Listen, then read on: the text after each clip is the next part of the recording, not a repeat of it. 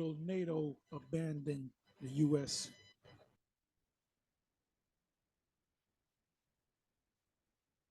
As you can see here, I'm going to add something else to that title. And eat her flesh with fire. This is a video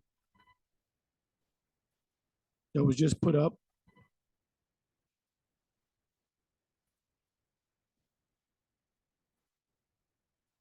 Not even half an hour ago. I'm not going to let you hear it because you know how YouTube do. It says NATO torn by Russia, anti-U.S. marches erupt in Europe. 20 countries dragged down by Ukraine. And I believe that's America go home. And these are NATO nations, not the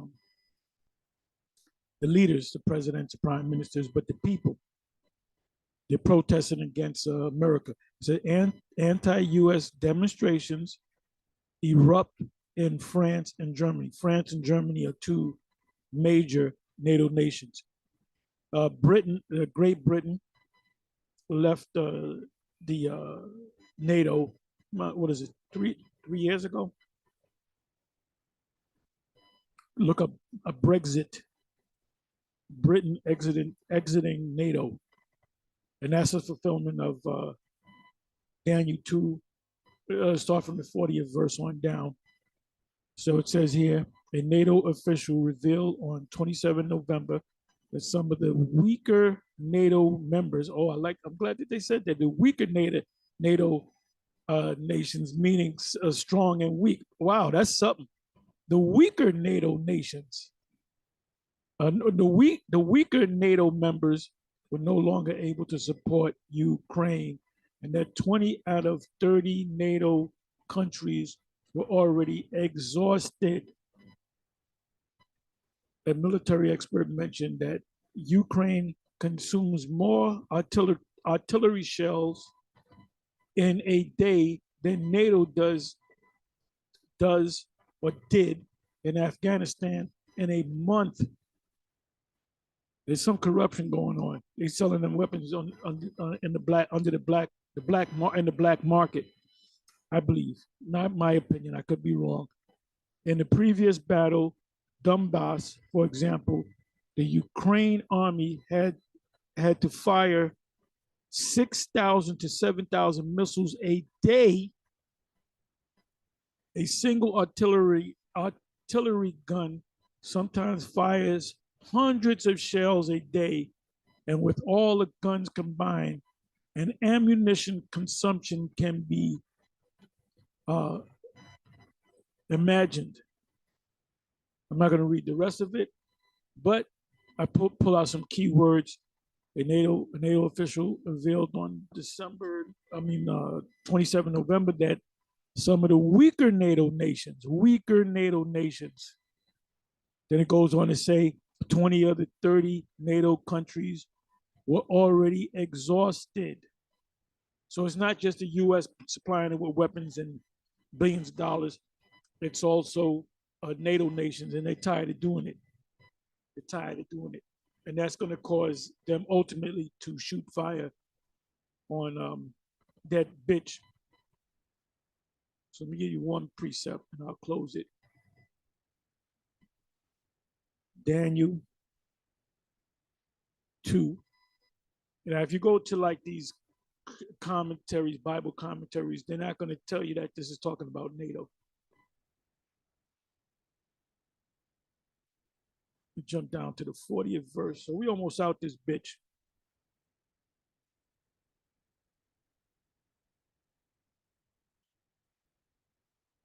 Okay, it speaks about Rome. Fourth kingdom is Rome, right?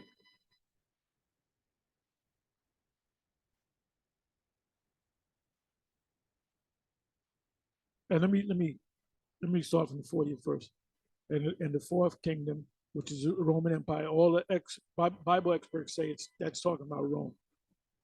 Shall be strong as iron, For as much as iron breaketh in pieces and subdue all things, and as iron that breaketh all these, shall it break in pieces and bruise.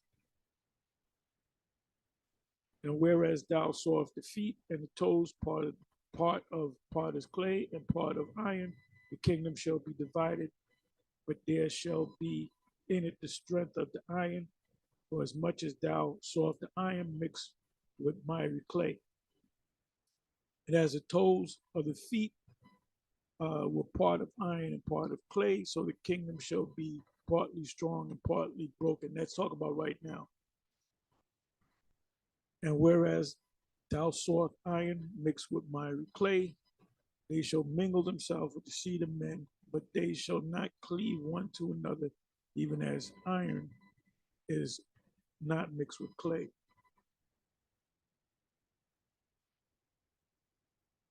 And in the days of these kings, which is right now, shall the power of heaven set up a kingdom. What does it mean by set up a kingdom? When you see us out there on the highways and the byways putting these videos up, now we're doing 2 and 3 videos a day, which shall never be destroyed.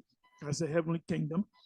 The people of the nation of the heavenly kingdom are the Israelites. The saints of the Most High shall take the kingdom and possess it forever.